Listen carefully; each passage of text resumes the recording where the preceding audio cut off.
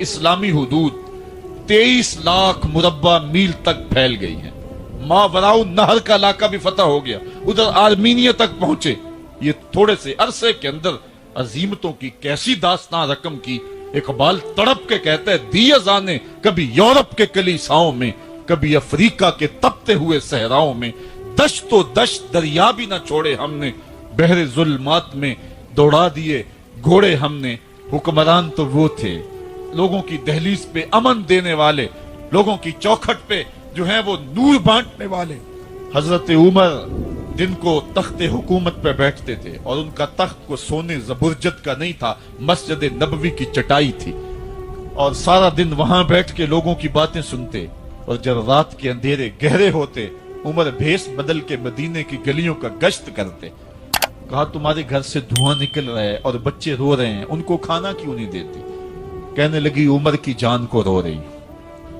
उमर के पांव तले से जमीन निकल गई। कहा, क्या हुआ? कहा, 3 दिन से हमारे यहां खाने के लिए कुछ नहीं है। रोजाना बच्चे रोते हैं और मैं हंडिया के अंदर पत्थर डाल करके नीचे से आग डालती रहती हूं कि बच्चे इंतजार कर करके सो जाएंगे। कम वक्त सो भी नहीं रहे और वो पत्थर पकेंगे भी क्या, और मैं उमर की जान को रो रही हूं। हजरत उमर का कलेजा दहलने लगा। फौरन पलटे वापस, बैतुल माल में आए, घी का एक कनस्तर लिया, आटे की बोरी ली, मिर्च मसाला जात बहुत कुछ उठाया, अपने कंधे पे रखा, बोरी अपनी कमर पे ला दी।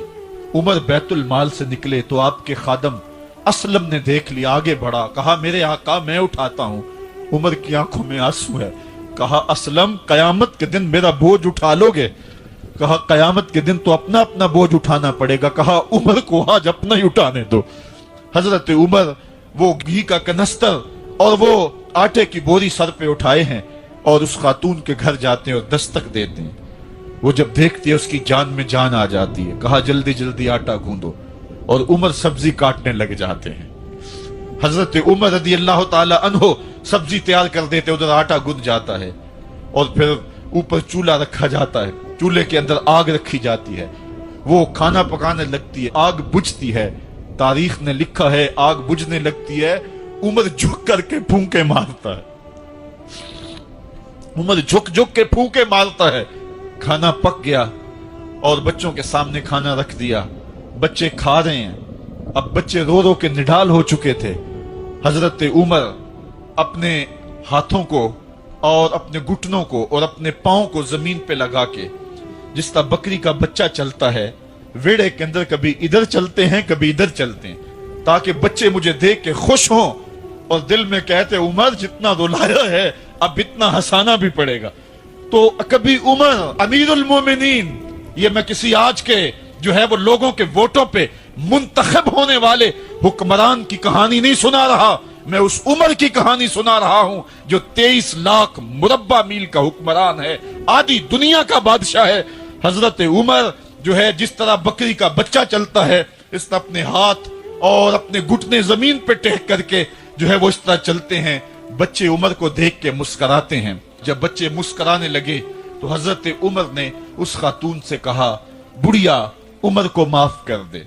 उसने कहा, तू इतनी हमदर्दी क्यों करता है? कहा, उमर बेचारा बड़ा फंसा हुआ है, फिक्र है उसको यरमूक को, फुस्ता तो हुलवान की, जब फतह है मिस्र तो तैयारी है ईरान की, आते जाते वफद से मुलाकात भी करता होगा और शब को मालूम हालात भी करता होगा, कांटों में उलझी हुई बेचारे की जान है, नींद उसको भी आती है, आखिर वो इंसान है, मेरी बहन उमर को माफ कर दे। उसने कहा, नाना उमर की बात मेरे सामने न कर, कयामत का दिन होगा, उमर का गिरेबान होगा और मेरा हाथ होगा। जब उसने ये बात कही तो उमर बर्दाश्त न कर सके, बच्चों की तरह बिलक बिलक कर रोने लगे। कहा, वो बदनसीब उमर तेरे सामने है, आज ही कहला जो कहना है, कयामत के दिन मुझे माफ रखना। उसने कहा, तू उमर है? कहा, बदनसीब उमर तेरे सामने खड़ा हूं। मेरे उमर कहते हैं, अगर दजला के किनारे एक बकरी का बच्चा भी प्यासा मर गया, उसका हिसाब भी उमर से लिया जाएगा। हजरत उमर निकले यरूशलेम में। एक ऊंट है, एक गुलाम है, कभी वो सवार होता है, कभी आप बारी मुकर्रर की है। जब करीब पहुंचे यरूशलेम के तो उमर की बारी नकेल पकड़ने की। اور غلام کی باری اوپر سوار ہونے کی آ گئی۔ غلام نے کہا آقا میں مرضی سے اپنی باری چھوڑتا ہوں، آپ آ جائیں، دشمنوں کے مفتوحہ علاقے میں آ رہے ہیں، تازہ تازہ علاقہ فتح ہوا ہے، اسلام کی شان و شوکت ظاہر ہو۔ عمر نے کہا اسلام کی شان و شوکت ایسے ظاہر نہیں ہوتی ہے، اپنی باری پہ تم بیٹھو گے، اپنی باری پہ میں بیٹھوں گا۔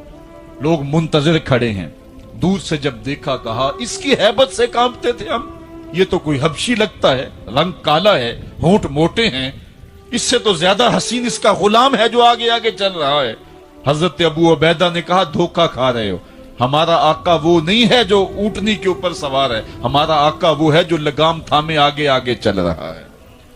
حضرت عمر رضی اللہ تعالیٰ عنہ کو آگے بڑھ کے جابیہ کے مقام پہ حضرت ابو عبیدہ بن جراح نے استقبال کیا، تو حضرت عمر آگے بڑھے اور انہوں نے آگے بڑھ کر کے حضرت ابو عبیدہ کے دونوں کندھوں پہ ہاتھ رکھا، اور سنو حضرت عمر نے کیا کہا، کہا لا الہ الا اللہ انا کنا اذل قوم فاعزنا اللہ بالاسلام۔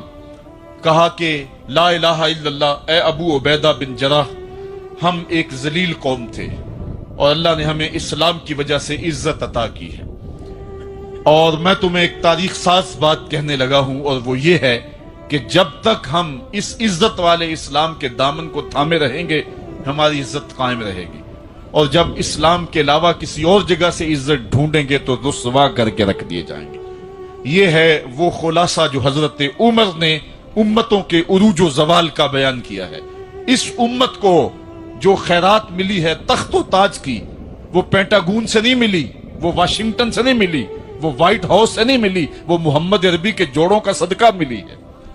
اس لیے جب ہم نے اسلام سے انحراف کیا، پاکستان حاصل کیا گیا تھا، پاکستان کا مطلب کیا؟ لا الہ الا اللہ۔ ہم نے اس نعرے کو چھوڑ دیا ہوا ہے، ہم نے انحراف کر دیا ہے۔ آج ہماری نظریں مغرب کی طرف لگی ہے کہ تخت و تاج اس سے نصیب ہوتے ہیں، اور دنیا کے اوپر ہم رسوا ہو کے رہ گئے۔ ہماری پستی، ہماری زبوحالی، ہماری ذلت کا سبب یہ ہے کہ جس جگہ سے ہمیں عزت ملی تھی ہم نے وہ مرکز ہی چھوڑ دیا ہے۔ اس مرکز حیات کو، اس مرکز زندگی کو، اس مرکز عزت کو ہم نے چھوڑ دیا ہے، اور دنیا کے اوپر ہم رسوا ہو رہے ہیں۔ انہی حضرت عمر کی کہانی ہے۔ وادی تہامہ سے گزر رہے تھے کہ بچوں کی طرح بلک بلک کے رونے لگے۔ کہا عمر جوان آدمی ہو اور بچوں کی طرح بلک کے رو رہے ہو؟ کہا تم نہیں جانتے، مجھے بچپن کی کہانی یاد آ گئی۔ کہا کیا کہانی ہے؟ کہا یہی عرض تہامہ تھی، میرے باپ خطاب نے مجھے 5 اونٹ دیے تھے، کہا انہیں لائن میں کھڑا کرو سیدھا۔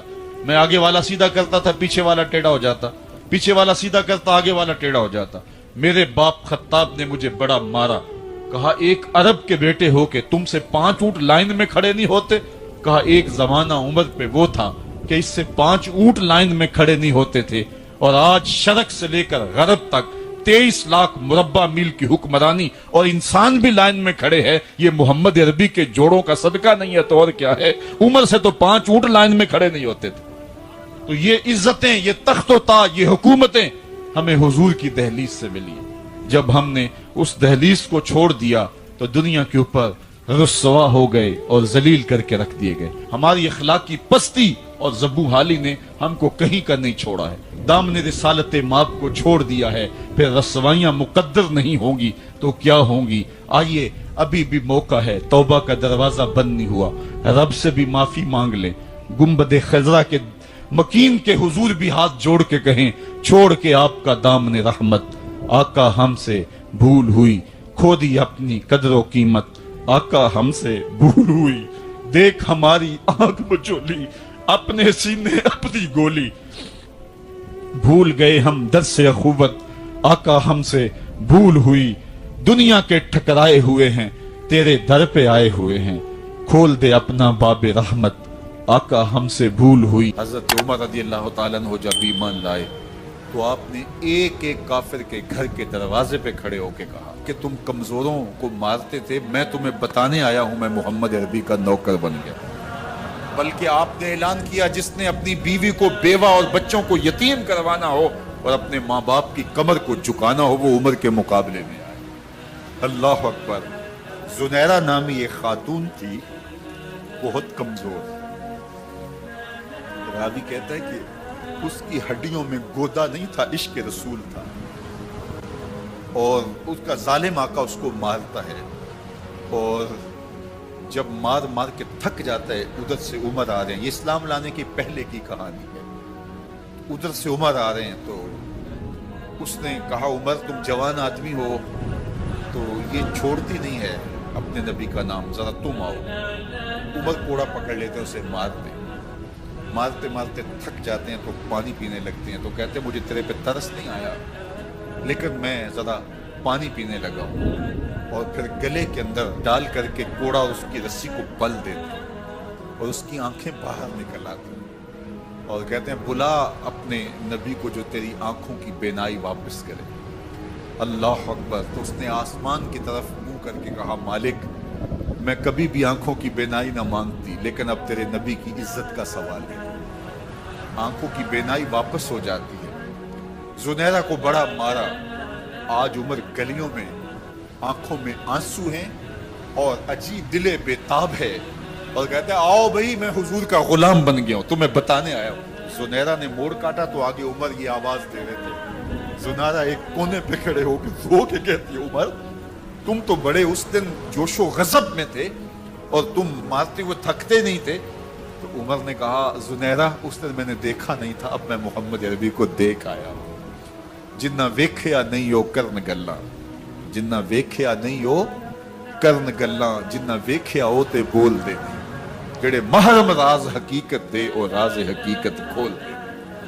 تو حضرت عمر رضی اللہ تعالیٰ عنہ ایمان لائے۔ حضرت عبداللہ ابن مسعود رضی اللہ تعالیٰ عنہ فرماتے ہیں کہ حضرت عمر کا ایمان لانا مسلمانوں کے لیے عزت کا سبب تھا، ان کا ہجرت کرنا مسلمانوں کی نصرت تھی، اور ان کی خلافت مسلمانوں کے لیے رحمت۔ حضرت عمر رضی اللہ تعالی عنہ وہ ہیں کہ میرے حضور نے فرمایا لوگوں جب نیک لوگوں کا ذکر کرو تو میرے عمر کا تذکرہ ضرور کیا کرو۔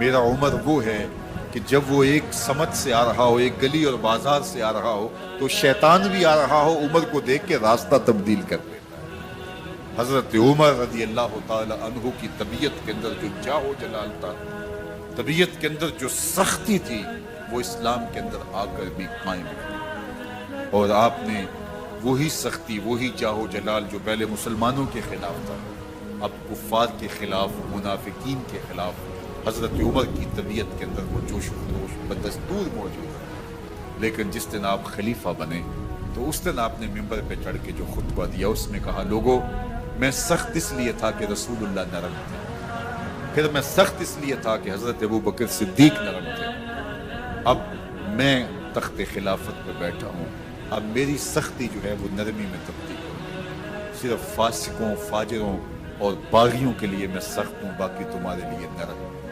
سب سے کم جو تنخواہ بیت المال سے اگر کسی وجود نے لی ہے تو وہ حضرت عمر رضی اللہ تعالیٰ نے صرف 2 جوڑے لیتے تھے سال میں، اور راوی کہتا ہے کہ میں نے دیکھا ہے کہ اس میں بھی 17 پیوند لگے ہوتے تھے۔ حضرت عمر رضی اللہ تعالیٰ عنہ کا طرز زندگی، آپ کا انداز معاشرت اور آپ کا انداز خلافت، ہر لمحہ آپ کی زندگی کا اٹھا کے دیکھیے کتنی مرتبہ قرآن حضرت عمر کی رائے کے مطابق نازل۔ اللہ تعالیٰ جل شانہ نے ان کو صاحب الہام بنایا تھا۔ ہر امت میں کوئی صاحب الہام ہوتا ہے، حضور کی امت کا صاحب الہام حضرت عمر رضی اللہ تعالیٰ، اور آقا کریم نے انہیں اپنا وزیر قرار دیا۔ فرمایا میرے 2 وزیر آسمانوں میں ہیں، 2 وزیر زمینوں میں ہیں۔ آسمانوں کے وزیر جبرائیل اور میکائیل ہیں، اور زمین کے وزیر ابو بکر اور عمر رضی اللہ تعالی عنہما۔ ایک دن حضرت عمر بیٹھ کے رو رہے تھے تو کسی نے کہا حضرت رو کیوں رہے ہیں؟ فرمایا کہ میں اس لیے رو رہا ہوں کہ فلاں پل سے بکریاں گزری ہیں، تو پل کے اندر شکستگی تھی، ٹوٹا ہوا تھا پل درمیان میں، اس میں ایک بکری کی ٹانگ ٹوٹ گئی ہے، تو میں ڈرتا ہوں کہ میرا رب یہ نہ پوچھے کہ عمر تو نے پل صحیح تعمیر نہیں کروائے تھے کہ ایک بکری کی ٹانگ کیوں ٹوٹی ہے۔ یہ ہے حضرت عمر رضی اللہ تعالی عنہ۔ اللہ اکبر۔ تو اللہ تعالیٰ جل شانہ نے حضرت سیدنا عمر بن خطاب رضی اللہ تعالیٰ عنہ سے جو کام لیا، مختصر دور خلافت کے اندر 10 سال 6 ماہ 4 دن آپ نے خلافت فرمائی ہے، لیکن کہاں سے چلے اور یہاں مکران تک، بلوچستان کا حصہ ہے، یہاں تک آپ کے سلطنت کی حدود وسیع، ادھر آرمینیا تک جا پہنچے، حمص فتح کیا، قادسیہ، یرموک، آپ ذرا دیکھیے کہ کہاں تک آپ کی فوجوں کے گھوڑے دوڑتے رہے، اور اللہ تعالیٰ جل شانہ نے ان کو جو توانائی، عدل و انصاف کی قوت عطا فرمائی۔ اللہ اکبر، جب زمین پہ عدل کیا ہو تو زمین بھی حکم مانتی ہے، اور حضرت عمر وہ تھے جن کا حکم ہوائیں بھی مانتی تھی، زمین بھی مانتی تھی، جن کا حکم جو ہے وہ آگ بھی تسلیم کرتی تھی اور دریا بھی ان کا حکم مانا کرتے تھے۔ مصر کے اندر یہ رسمیں بد جاری تھی کہ سال کے بعد ایک دوشیزہ کو زیورات پہنا کے اچھے لباس میں ملبوس کر کے دریا کی بھیڑ چڑھایا جاتا، اس کی قربانی دی جاتی، اس کا خون بہتا تو دریا چلتا۔ جب مسلمانوں نے مصر فتح کیا تو گورنر نے لکھا کہ اسلام تو اس طرح کی رسوم کی اجازت نہیں دیتا، لیکن خشک سالی ہے، لوگوں کی فصلیں ویران پڑی ہے، تو حضرت کیا کیا جائے؟ تو حضرت عمر رضی اللہ تعالیٰ عنہ کاغذ کے ٹکڑے پہ لکھتے ہیں، بسم اللہ الرحمن الرحیم، مصر کے نیل کی جانب عمر کا خط لکھتے ہیں، اے نیل اگر تو اللہ کے حکم سے چلا کرتا ہے تو چل، ورنہ ہمیں تیرے چلنے کی کوئی حاجت نہیں۔ اور قاصد کو کہا یہ خط لے جاؤ اور جا کے دریائے نیل میں پھینک دو۔ قاصد جا کے خط دریائے نیل میں پھینک دیتا ہے، پانی آتا ہے، ایسا دریائے نیل چلا، 14 صدیاں ہوئی ہیں آج تک کبھی بند ہی نہیں ہوا۔ دریا حکم مانتے، آگ نکلتی ہے، لوگ حضرت عمر رضی اللہ تعالی عنہ کے پاس آئے، حضرت لاوا پھوٹا ہے، آگ نکل رہی ہے اور مدینے کی طرف بڑھ رہی ہے، اب کیا کیا جائے؟ فائر بریگیڈ تو زمانے میں تھی نہیں۔ عمر نے اپنی قمیض اتاری، جس قمیض پہ 17 پیوند لگے ہوئے تھے چمڑے کے، کہا یہ قمیض لے جاؤ، جدھر آگ بڑھ رہی ہے آگے ڈھالنا، آگ پیچھے بھاگ جائے گی۔ زلزلہ آتا ہے تو زمین مومنین کے، مسلمانوں کے حکمران کے محل میں جانا ہے، تو مسکرا کے کہتے ہیں ہمارے امیر کا تو کوئی محل نہیں ہے۔ کہا کہاں ہے تمہارا امیر؟ کہا مسجد نبوی میں ہوگا یا بیت المال کی اونٹوں کی دیکھ بھال میں لگا ہوگا۔ وہ جب گئے تو مسجد میں نہیں ہے، اللہ اکبر، وہاں گئے تو وہاں بھی نہیں ہے۔ پھر کیا دیکھتے ہیں کہ عمر رضی اللہ تعالی عنہ جنت البقیع کے پاس ایک درخت کے نیچے اینٹ کا سرانہ رکھ کے سوئے ہوئے، تو اس نے کہا عمر تو نے عدل کیا ہے، تجھے کچی اینٹ پہ بھی نیند آ گئی، ہمارے حکمرانوں نے انصاف نہیں کیا، اور وہ بند اور محفوظ کمروں کے اندر بھی سکون اور چین کی نیند نہیں سو سکتے۔ حضرت سیدنا عمر رضی اللہ تعالیٰ عنہ نے اس طرح ان امور سلطنت نبھائے، آپ دن کو لوگوں کی دیکھ بھالی کرتے، لوگوں کی ضروریات سنتے سمجھتے، اور جب رات پڑتی لوگ سو جاتے، عمر مدینے کی گلیوں میں پہرا دیتے۔ کائنات نے کوئی ایسا بھی حکمران دیکھا ہوگا؟ اللہ اکبر، وہ مجاہد جو مختلف محاذات پہ گئے ہوئے ہوتے، ان کے گھروں کی دیکھ بھالی کرتے، ان کی ضروریات کا خیال رکھتے، ان کی آبرو کا پہرا دیتے۔ راتوں کی تنہائیوں کے اندر حضرت عمر اٹھتے اور جا کے گشت کرتے، چکر لگاتے، دیکھتے کوئی آنکھ پر نم نہ ہو، مفلسی کا کسی گھر میں ماتم نہ ہو۔ عبداللہ ابن جدعان کے گھر کے قریب سے میرے حضور گزر رہے تھے کہ ابو جہل نے دیکھ لیا اور ہاتھ میں نوکیلا پتھر پکڑا اور حضور پہ حملہ آور ہو گیا۔ آقا کریم علیہ السلام نے کوشش کی کہ الجھاؤ پیدا نہ ہو، لیکن یہ اس بات پہ تلا ہوا تھا کہ حضور کو اذیت دے۔ اس نوکیلے پتھر سے حملہ آور ہو کے حضور کو گہرے زخم دیتا ہے، حتیٰ کہ حضور کے مبارک بدن سے خون بہنے لگ جاتا ہے۔ وہاں سے حضور سین حرم میں پہنچتے ہیں اور اللہ کی حضور سر بسجود ہو جاتے ہیں۔ حضور کے چچا حمزہ بن عبد المطلب ابھی اسلام نہیں لائے تھے، وہ شکار کھیل کے واپس آ رہے ہیں، اور جب وہ شکار کھیل کے آتے تھے تو بڑا اترا کے چلتے تھے۔ انہوں نے سنا کہ 2 لونڈیاں آپس میں بات کر رہی ہیں، اس کو پتا ہوتا نا کہ اس کے بھتیجے کے ساتھ کیا سلوک ہوا ہے تو یہ کبھی بھی ایسی چال نہ چلتا، اس کی ٹوری کوئی اور ہوتی۔ تو رک گئے، قدم خود بخود ٹھہر گئے، رک کے پوچھا کیا ماجرا ہوا؟ کہا تمہارے بھتیجے کو ابو جہل نے مارا ہے اور اس کے نازک بدن سے خون بہتا رہا۔ وہ خاموش تھا لیکن اس نے جان بوجھ کے زیادتی کی اس پر.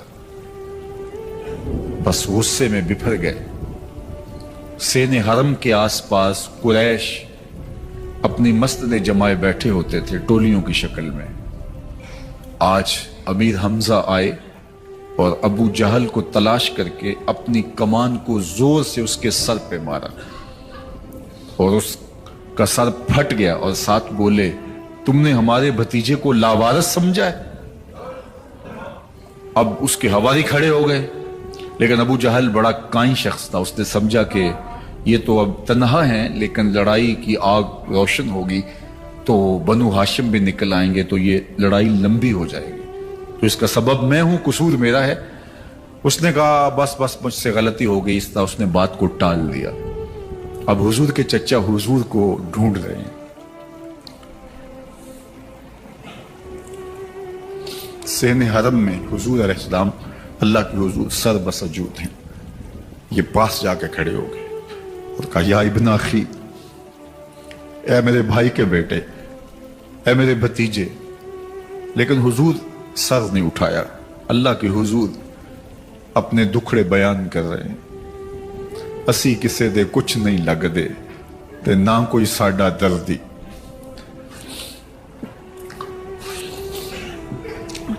اللہ کے محبوب علیہ السلام اللہ کے حضور سر بسجود ہے. انہوں نے پھر کہا یا ابن اخی, اے میرے بھائی کے بیٹے. اور انہیں بے چینی ہے کہ بتاؤں کہ حوصلہ رکھو میں تمہارا بدلہ لے لیا. لیکن حضور سر نہیں اٹھا رہے. تیسری مرتبہ پھر آواز دی تو حضور نے سر اٹھایا. آنکھیں آنسوں سے بھری ہوئی تھی.